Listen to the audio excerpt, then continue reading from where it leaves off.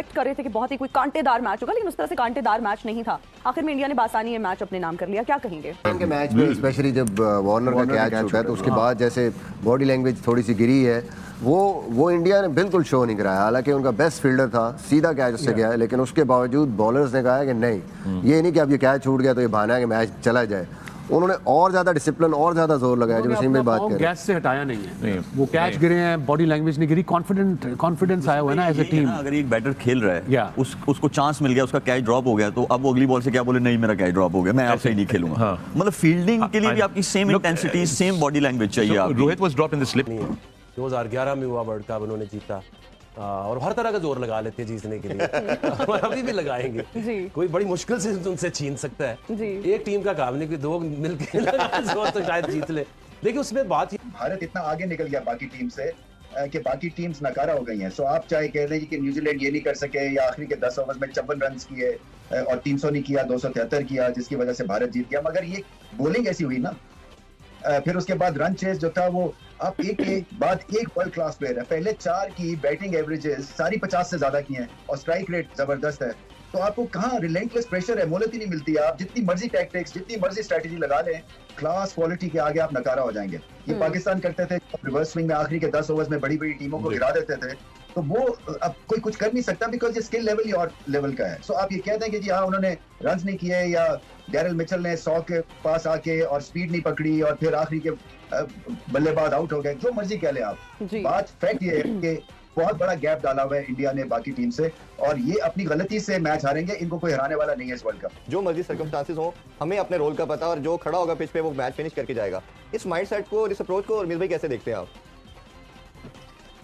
यार ये देखो, ये क्लास है, ये कॉन्फिडेंस है, ये उनको पता है कि उनको कोई नहीं हरा सकता है। एक ये एयर ऑफ इनविंसिबिलिटी इसको कहते हैं। जब आपको पता हो ना कि आप इनविंसिबल हैं, आप के पास कोई आएगा नहीं और आपको इतना अपने भरोसा है अपनी स्किल्स के ऊपर, तो फिर हालांकि एक विकेट दूर थी ना, चले शामी ने पैड किए हुए थे, कहीं आपको ऐसा महसूस हुआ कि जडेजा ने या कोहली ने अपनी गेम बदली हो कि जी क्या होगा अगर हम आउट हो गए तो पीछे छुट्टी है सारी टीम की? ऐसा नहीं देखा ना। वो छक्के भी मार रहे थे, वो चौके भी मार रहे थे, वो रिलैक्स भी थे, सिंगल्स भी ले रहे थे, क्योंकि उनको पता है कि ये आउट करने वाली नहीं है इस विकेट के ऊपर ये टीम न्यूजीलैंड की। सो ये एक तरह से आपका चलता है ना, जब आपका फॉर्म लगी हो तो फिर आप किसी को भी हरा सकते हैं। तो ये माइंडसेट की गेम होती है। क्रिकेट जो होती है ना, ये एक एनवायरनमेंट से आपको चैंपियन बनाती है और एनवायरनमेंट इस वक्त ये है कि अगर 4 भी फेल हो जाएंगे तो 5वीं 6वीं विकेट पे हम जीत जाएंगे और अगर कुछ भी नहीं होगा तो बुमराह खड़ा होकर हमें मैच जिता देगा।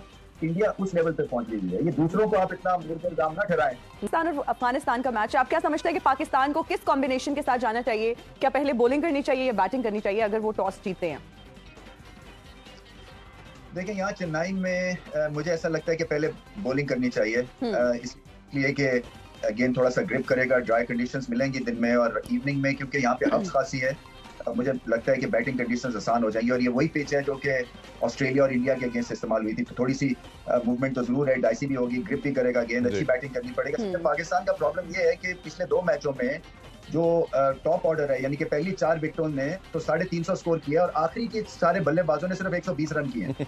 तो प्रेशर पड़ेगा अफगानिस्तान के स्पिनर्स का मिडिल और आखिरी के बल्लेबाजों पे और वहां पे मुकाबला करना है सही तरह से। जो मिडिल और लेट मिडिल ऑर्डर है ना, उसको ठीक तरह से खेलना है स्पिनर्स को।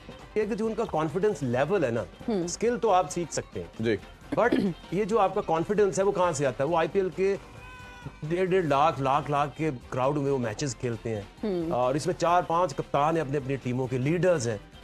हम एक लीडर ढूंढ रहे हैं, उनके पास 6-6, 7-7 लीडर हैं।